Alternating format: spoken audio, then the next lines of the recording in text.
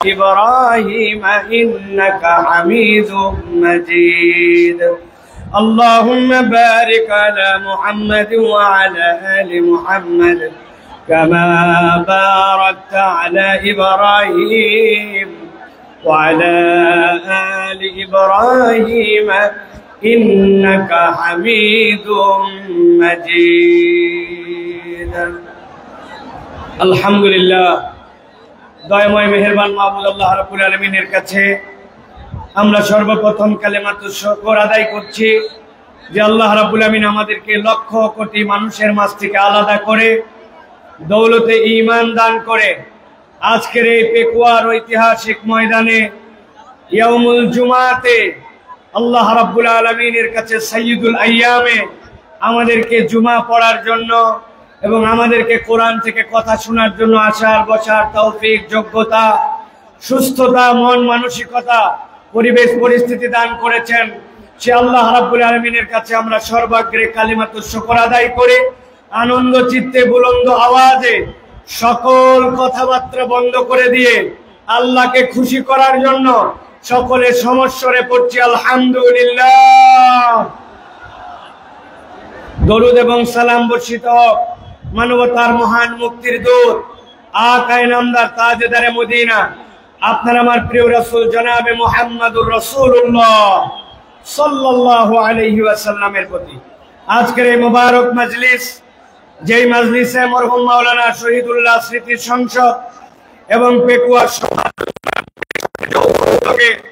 আজকে অষ্টম বাৎসরিক মাহফিল আপনারা সকলে জানেন 5 বছর পর্যন্ত ফ্যাসিস্টদের রোষানল এবং বিভিন্ন বাংলাদেশের বাস্তবতায় আমাদের প্রিয় ভাই ডক্টর আল্লামা মিজানুর রহমান আল আজহারি তিনি বাংলাদেশে প্রোগ্রাম করতে পারেন নাই কোরআনের ময়দানে কথা বলতে পারেন নাই আজকে এই ময়দানের মাধ্যম দিয়ে ভাই আবার আমাদের সামনে কোরআনের তাফসীর পেশ করবেন তবে আমরা আশা করব আজকের যে পথ চলা নতুন ভাবে শুরু হলো আগামীর বাংলাদেশ ইসলামের বাংলাদেশ আগামীর বাংলাদেশ সাম্যের বাংলাদেশ আগামীর বাংলাদেশ ইনসাফের বাংলাদেশ আগামীর বাংলাদেশ আলেম ওলামার বাংলাদেশ এই বাংলাদেশ যতদিন পর্যন্ত ইনসাফের বাংলাদেশ না হয় আমাদের ভাই ইনশাআল্লাহ অব্যাহতভাবে তার দায়িত্ব এবং বক্তব্য প্রদান করবেন ইনশাআল্লাহ রাব্বুল আলামিন কবুল করবেন আল্লাহুম্মা আমিন। প্রিয় ভাইরা আমি আপনাদের কাছে অনুরোধ করব এখানে লক্ষাধিক মানুষ আপনারা যদি একটা ছোট্ট করে কথা বলেন তাহলে এই জায়গায় কোনো পরিবেশ থাকবে না কোনো পরিবেশ থাকবে না। আমি প্রথমে আমার ক্যামেরাম্যানদেরকে বলবো আমার মিডিয়ার ভাইদেরকে আল্লাহর ওয়াস্তে চোখের ইশারায় কাজ করেন আর কোনো কথাবার্তা বলা যাবে না রাজি আছেন ইনশাআল্লাহ কোনো কথা হবে না। শুনেন আপনাদের কাছে আমি বলি ক্যামেরাম্যান সহ আমাদের অডিয়েন্সদের জন্য আপনারা গতকালকে আমাদের ভাইয়ের স্ট্যাটাসটা কি আপনারা দেখেছেন উনি বলেছেন এইটি ইনশাআল্লাহ ওয়ার্ম আপ মানে কি গা গরম করার খেলা গা গরম করার ম্যাচ ভাই এটা রূপক করতে বুঝিয়েছেন আপনাদের বিহেভিয়ার আপনাদের আচরণ আপনাদের পরিবেশ এইগুলা দেখে নেক্সটের প্রোগ্রামের জন্য আপনাদের কি করণীয় এবং আপনাদেরকে অ্যালাউ করা হবে কি হবে না এই সিদ্ধান্ত আসবে। সুতরাং আমরা এমন কিছু না করি যেটা আমাদের মাহফিলের সৌন্দর্য নষ্ট করে আমরা সকলে সেই দিকে সচেতনভাবে খেয়াল রাখি আমরা সকলে মিলে যদি একটা চমৎকার পরিবেশ উপহার দেই তাহলে ইনশাআল্লাহ আমরা এটা প্রমাণ করতে পারবো যে কোরআনের ময়দানের জন্য তাফসীরের ময়দানের জন্য বাংলার মাঠ প্রস্তুত আছে ইনশাআল্লাহ প্রত্যেকটা জেলা বিভাগ বিভিন্ন জায়গায় আমরা প্রোগ্রাম করতে পারি ঠিক কি না এই জন্য আমাদের সহযোগিতা দরকার আল্লাহ আমাদের সকলকে এই সহযোগিতার মন মানসিকতা নিয়ে কোরআনের পক্ষে কাজ করার মতো তৌফিক দান করেন বলেন আল্লাহুম্মা আমিন।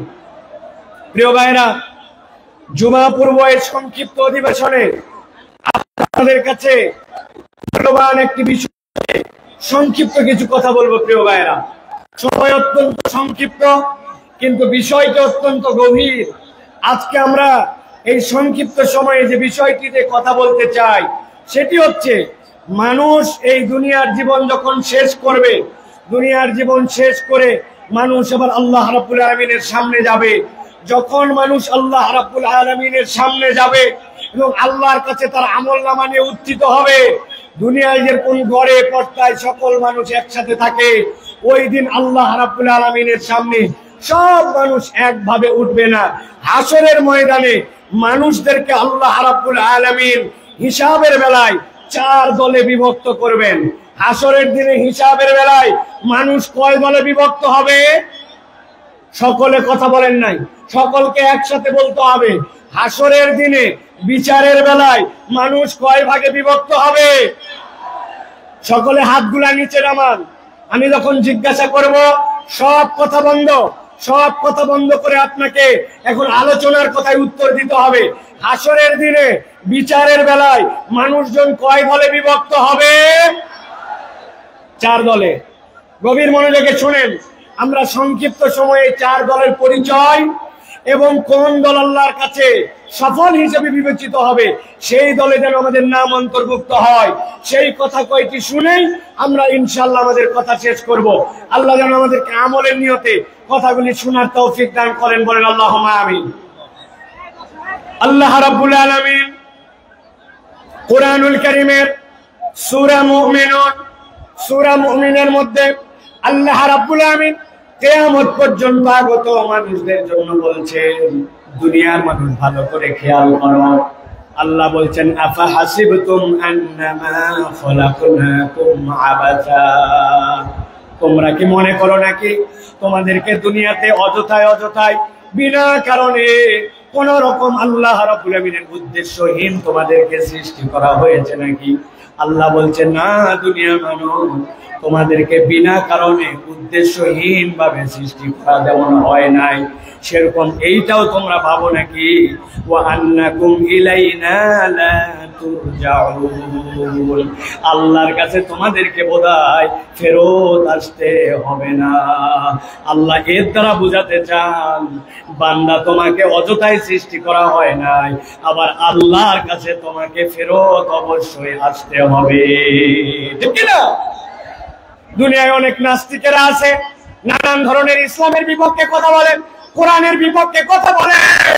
আমরা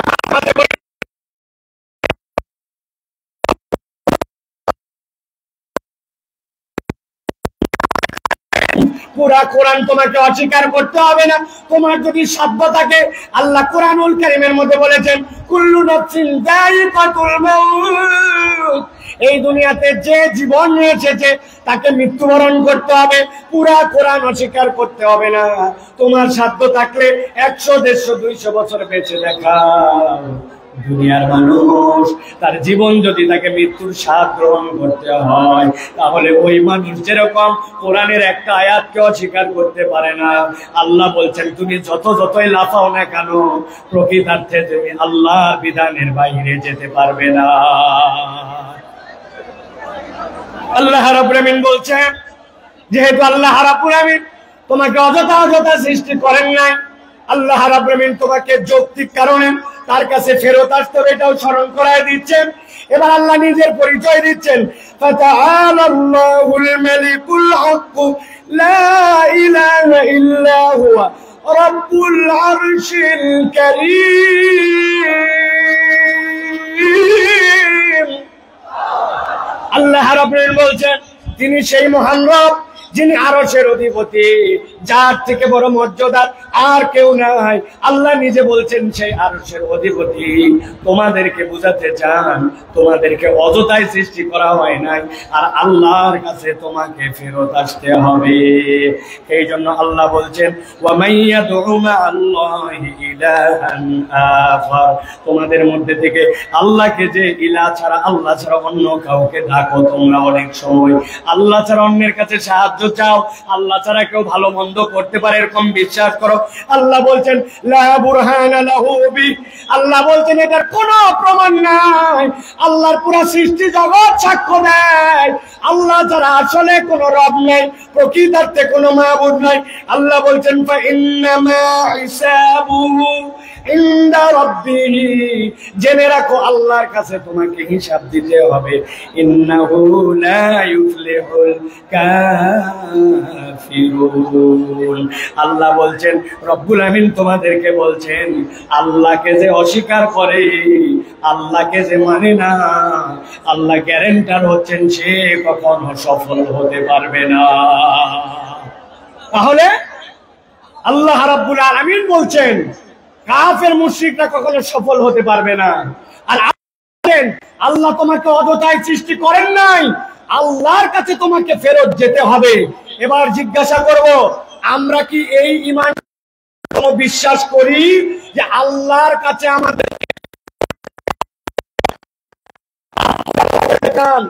আল্লাহর কাছে আমাদেরকে ফেরত যেতে হবে? কথা বলেন, দুই হাত তোলেন, শক্ত করে দুই হাত তোলেন। যারা যারা বিশ্বাস করি আল্লাহ আমাদেরকে অযথায় সৃষ্টি করেন নাই, আল্লাহর কাছে ফেরত যেতে হবে, হাত তুলে আল্লাহকে দেখান। থামেন, থামেন, এই বসো, হাত সোজা করেন, হাত সোজা করেন, হাত নামাবেন না, কোনো কথা বলবেন না, একটা কথা হবে না। তারা বসেন, বসেন, কেউ দাঁড়াই থাকবেন না, হাত সোজা করেন। হাত নামাতে বলি নাই, বসতে বলছি। সকলকে আমি 10 সেকেন্ড সময় দিলাম, আপনাদের যত কথা আছে 10 সেকেন্ড বলেন, কথা বলেন। এই ডানে বামে কথা বলেন, এই সামনে কথা বলেন, 10 সেকেন্ড। কথা শেষ, আপনাদের কথা শেষ। হাত সোজা করেন, শক্ত করে হাত সোজা করেন। এবার আল্লাহর নামে একটা রণহুঙ্কারের তাকবীর দিব। এই তাকবীরের পর আর একটা শব্দ হবে না। রাজি আছেন আপনারা? পেকুয়ার ময়দানে আজকে যত তাকবীর দিয়েছেন, এই তাকবীরটা সবচেয়ে বলিষ্ঠ কণ্ঠে আল্লাহর জন্য দিতে হবে। রাজি আছেন? যারা আছেন তারা হাত শক্ত করে তোলেন, শক্ত করে তোলেন। সোজা হয়েছে? এবার হাতটা বুক বরাবর না নেই বরাবর, বুক বরাবর নিছেন সবাই। এবার আমি লিল্লাহে তাকবীর বললে হাত দুটো উপর দিকে ছুঁড়ে দিয়ে আল্লাহু আকবার বলতে হবে। পারবেন সবাই? পারবেন সবাই? রেডি সবাই? এরপরে আর কোনো কথা হবে? হবে? কাতার নিয়ে বসেন, ডানে যারা আছেন বসেন, জুমার নামাজ হবে এক্ষুনি। কাতার নিয়ে বসেন সকলে, সকলে রেডি আছেন? আর কোনো কথা হবে? রেডি? তাহলে সকলে এটা প্রমাণ দিতে হবে। আমি লিল্লাহে তাকবীর বললে আকাশের দিকে হাত ছুঁড়ে দিয়ে আল্লাহু আকবার বলবেন। পারবেন ইনশাআল্লাহ? দেখে একটা তাকবীর দেন, লিল্লাহে তাকবীর, লিল্লাহে তাকবীর। আল কোরআনের আলো, আল হাদিসের আলো, তোমার নেতা আমার নেতা, তোমার নেতা আমার নেতা, আলেম ওলামা যেখানে, আলেম ওলামা যেখানে, আল্লাহর আইন যেখানে, লিল্লাহে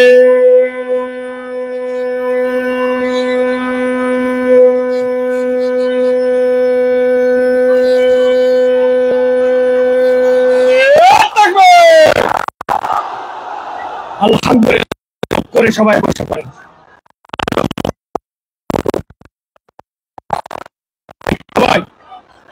আর কোনো কথা নাই, সাউন্ড চলে গেছে। প্রিয় ভাইরা, সাউন্ড কই? সাউন্ড সাউন্ড সাউন্ড নাই।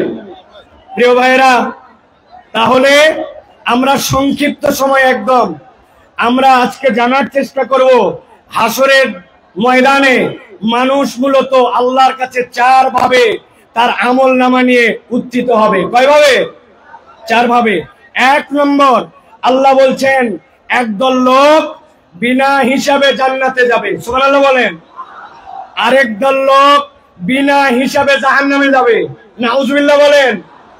আরেক দল লোক হিসাব হবে, কিন্তু হিসাবটা আল্লাহ সহজ করে দিবেন, জান্নাতে যাবে। আরেক দল লোক হিসাব হবে, কিন্তু হিসাবটা এমন কঠিন হবে ওই ব্যক্তিরা আল্লাহ রাব্বুল আলামিনের কাছ থেকে নিষ্কৃতি পাবে না। এই 4 দলের মধ্যে সবচেয়ে সহজ দল হবে তারা, যেই মানুষগুলা আল্লাহ রাব্বুল আলামিনের কাছে গুনাহ থাকবে, অপরাধ থাকবে, কিন্তু আল্লাহ রাব্বুল আলামিন তাদেরকে ক্ষমা করে দিয়া বিনা হিসাবে জান্নাতে পাঠাবেন। আমরা বিনা হিসাবে জান্নাতে হতে চাই কিনা? চাই কিনা?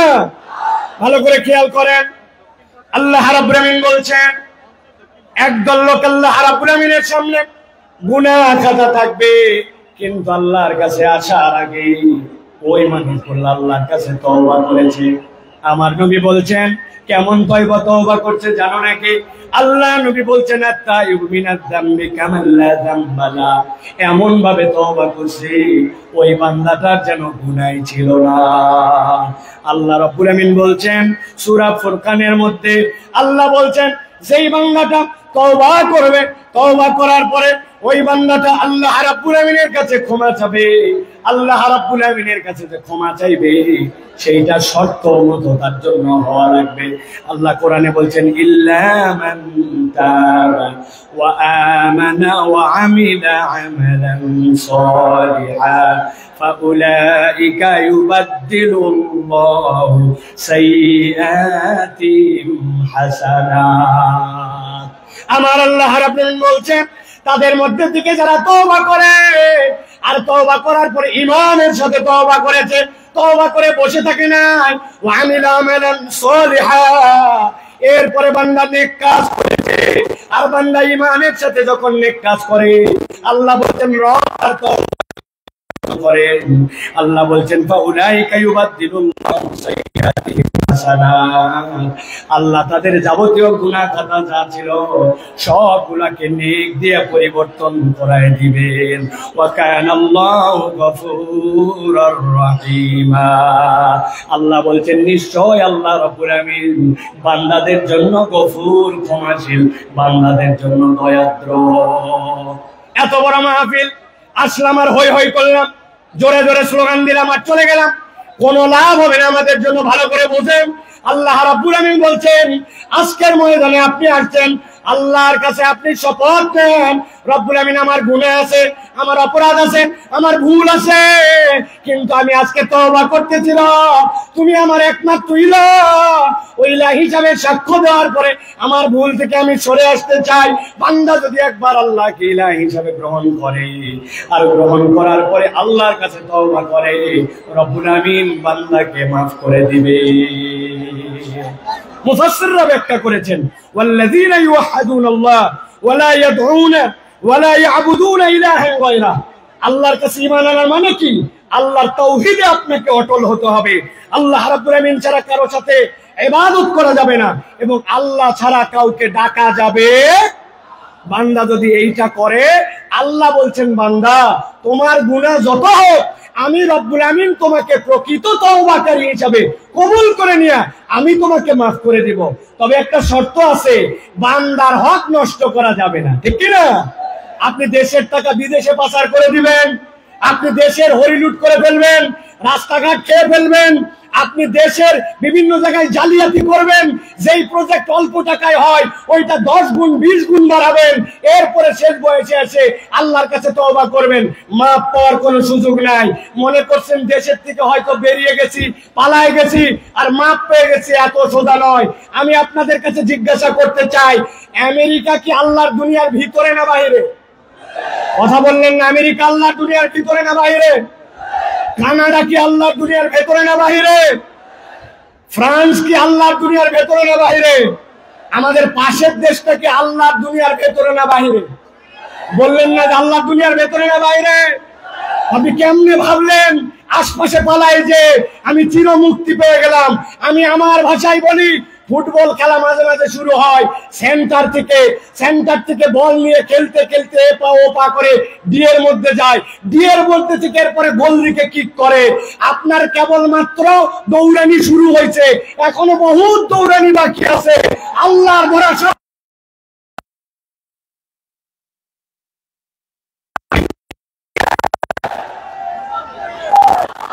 প্রিয় ভাইয়েরা, আমাদেরকে স্লোগান দিও না এখন ভাই, কথা শোনেন প্রিয় ভাইরা। এই কথা বলার উদ্দেশ্য আল্লাহর কাছে ক্ষমা নিয়ে আমাদেরকে বিনা হিসাবে জান্নাতি হওয়ার জন্য চেষ্টা করতে হবে। এটা একটা দল। দল কয়টা বলছি? 4টা। চলেন এবার 2 নম্বর দল। কয় মিনিট আছে আমাকে লিখে দিবেন। বসেন আপনি। 2 নম্বরে কথাগুলো মনোযোগ দিয়ে শুনেন। আল্লাহ রাব্বুল আলামিন বলছেন একদল লোকের কোনো হিসাবই হবে না, বিনা হিসাবে জাহান্নামে ঢুকিয়ে দেওয়া হবে। নাউজুবিল্লাহ বলেন।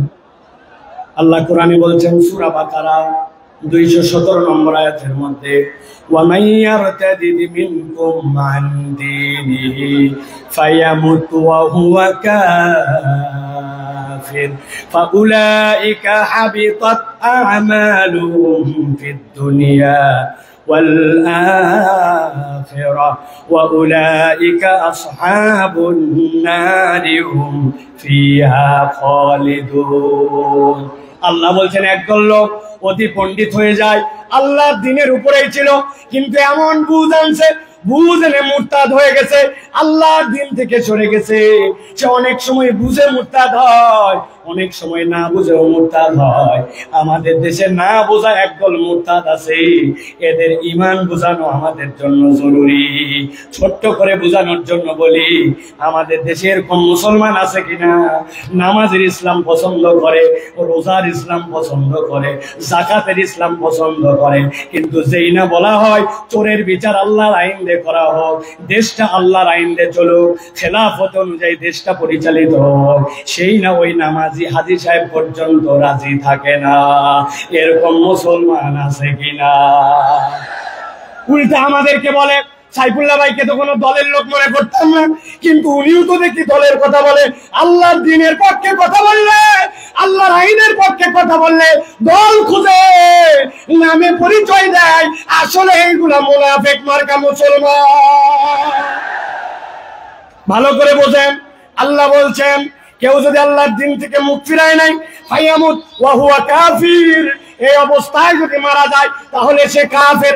আল্লাহ বলছেন আর কেউ যদি কাফের অবস্থায় এরকম করে মুরতাদ হয়ে মরে যায় ফাহাবিতাত আমালুহুম ফিদ দুনিয়া ওয়াল আখিরাহ ওয়া উলাইকা আসহাবুন নারি হুম ফিহা খালিদুন। এই মানুষগুলোকে চিরস্থায়ী জাহান্নামে ঢুকানো হবে, এদের কোনো বিচার হবে না, সরাসরি জাহান্নামে যাবে।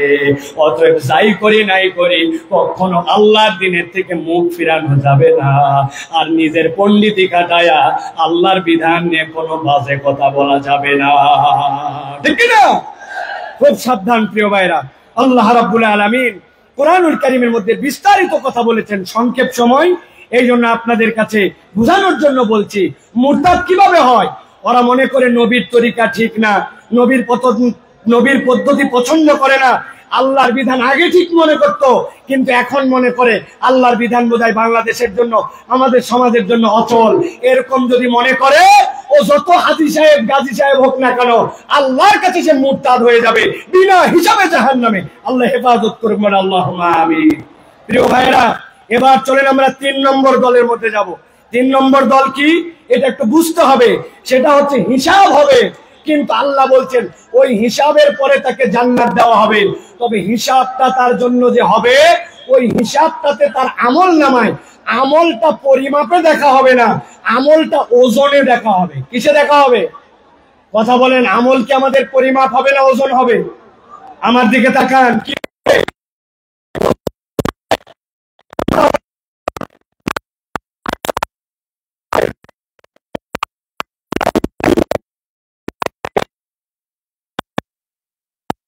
যদি তার আমল নামায় 3টা জিনিস যুক্ত থাকে তাহলে তার আমল নামা ওজনে ভারী হয়। সুবহানাল্লাহ বলেন।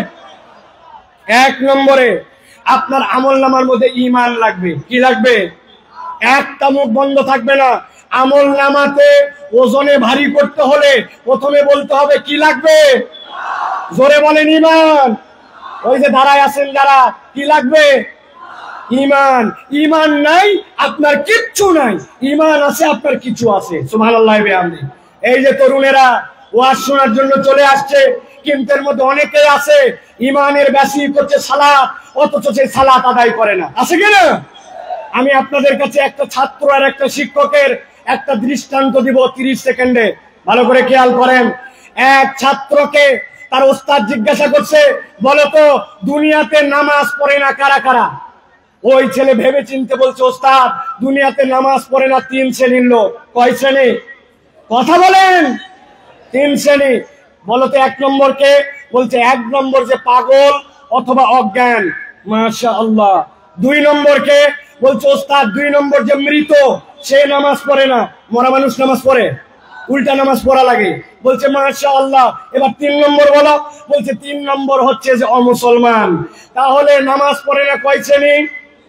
1 নম্বরে পাগল অথবা অজ্ঞান, বলেন।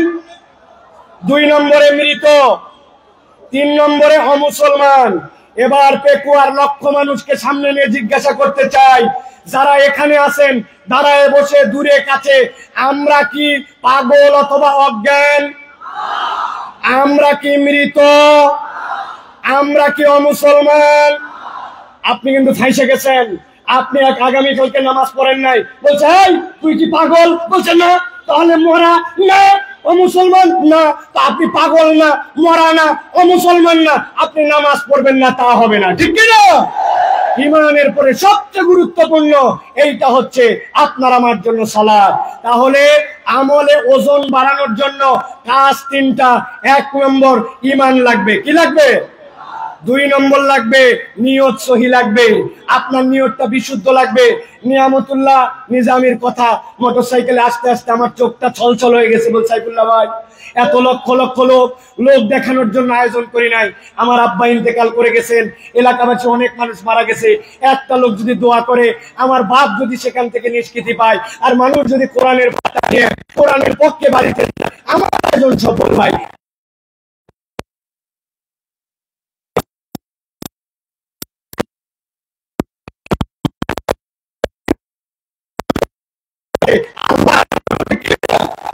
আমল করব কার জন্য? আল্লাহর জন্য। আর আমল নামায় যদি ওজন বাড়াতে চান, 3 নম্বর পয়েন্ট হচ্ছে নবীর তরিকায় করা লাগবে। কার তরিকায়? নবীর তরিকায়।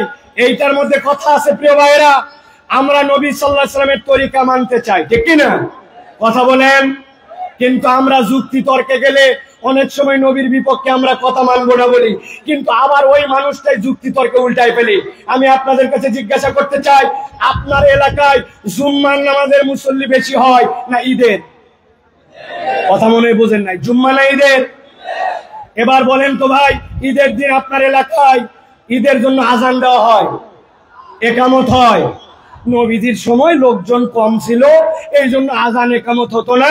আজকের পেকুয়ার মাহফিল থেকে সিদ্ধান্ত নিব, এবার রোজার ঈদ থেকে আমরা আজান দিব, একামত দিব, দিয়ে ঈদের নামাজ আদায় করব। রাজি আছেন?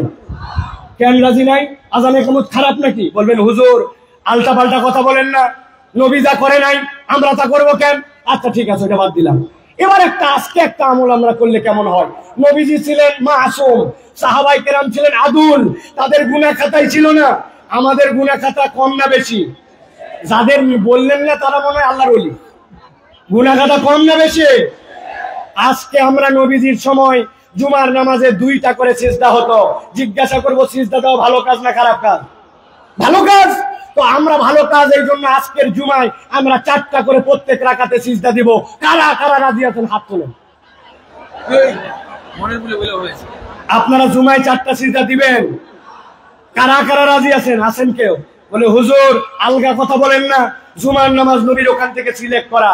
আমি বুঝানোর জন্য বললাম, যেই লোক জুমার নামাজের সিজদা ভালো কাজ, তাও 4টা দিবে না, ঈদের নামাজের আযান দিবে না, একামত দিবে না, ওই মানুষকে যদি বলা হয় এটা নবী করে নাই, এটা বিদআত, এটা ছেড়ে দেন, তখন বলবে আমার দাদা কি বুঝতো না, আমার বাপ কি বুঝে নাই, আমার আগের ইমাম সাহেবকে জানে নাই। এই কথা বলে বলে নবীর তরিকার থেকে নিজেকে সরায়।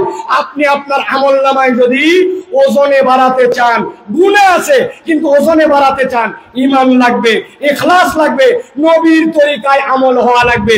নবীর তরিকায় আমল নাই, আল্লাহর কাছে তার 1 পয়সাও দাম নাই। কথা পরিষ্কার? আল্লাহ রাব্বুল আমিন আমাদেরকে বোঝার তৌফিক দান করেন। আল্লাহ রাব্বুল আমিন আমাদেরকে রাসূলুল্লাহ সাল্লাল্লাহু আলাইহি ওয়াসাল্লামের পথ পদ্ধতি মেনে নিয়ে চলার তৌফিক দান করেন। 30 সেকেন্ড একটা উদাহরণ দিয়ে রাখি। মাছ কিনতে যান বাজারে, 1000 টাকা কেজি ইলিশ মাছ, গাগর মাছ ভিজায় রাখছে পানির আপনি বলছেন পানি ফেলায় দিবি, পানি অনেক ফেলায়, কিন্তু ফেলানোর পরেও 1 কেজি মাছের মধ্যে 20 গ্রাম পানি থেকে যায়, 1000 টাকা কেজিতে 20 গ্রাম পানিও বিক্রি হয়ে যায়, ঠিক কিনা?